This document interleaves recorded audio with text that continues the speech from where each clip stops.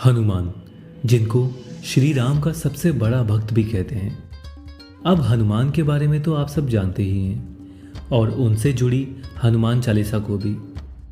ऐसा माना जाता है कि हनुमान चालीसा में एक प्रकार की दैवीय शक्ति है। अब ये तो आप जानते ही हैं कि हनुमान चालीसा को तुलसीदास जी ने लिखा था, पर क्या आप ये जानते हैं कि उन्होंने इसे कब और क्यों लिखा? 15वीं शताब्दी में तुलसीदास जी एक प्रख्यात साधु और कवि हुआ करते थे, जो कि एक बहुत बड़े राम भक्त भी थे। तुलसीदास जी को एक दिन भगवान राम के दर्शन गोकुल में हुए, जो कि श्री कृष्ण की जन्मभूमि है। ये खबर आग की तरह फैल गई। ये सुनने के बाद कि तुलसीदास जी को भगवान राम के दर्शन हुए हैं, मुगल बादशाह अकबर ने तुलसीदास जी को अपने दरबार में बुलाया। जब तुलसीदास उनके दरबार में पहुंचे तो अकबर ने उन्हें कुछ चमत्कार करने को कहा। इस पर तुलसीदास जी ने उन्हें कहा कि वो तो सिर्फ श्री राम के भक्त हैं, असली चमत्कार तो प्रभु राम ही करते हैं। ये सुनकर अकबर ने उन्हें श्री राम को दिखाने को कहा।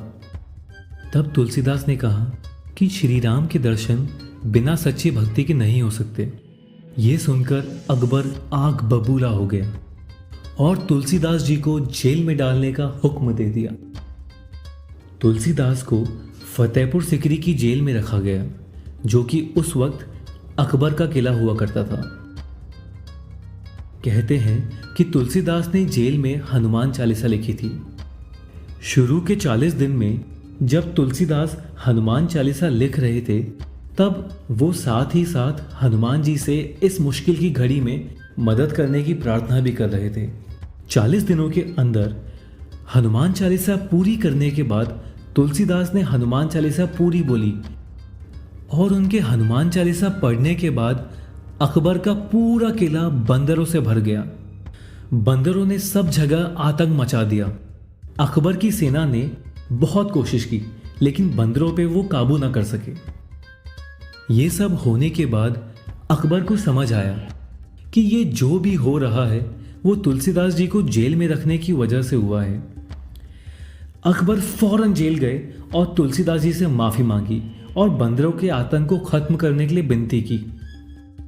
तुलसीदास ने तब हनुमान से प्रार्थना की और उसके तुरंत बाद सारे बंदर वहां से चले गए।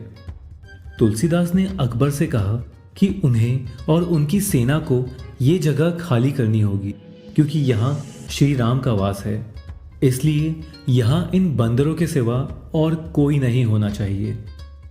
ये सुनने के बाद अकबर ने अपना किला तुरंत ही बदल लिया। तो ये थी हनुमान चालीसा के पीछे की कहानी।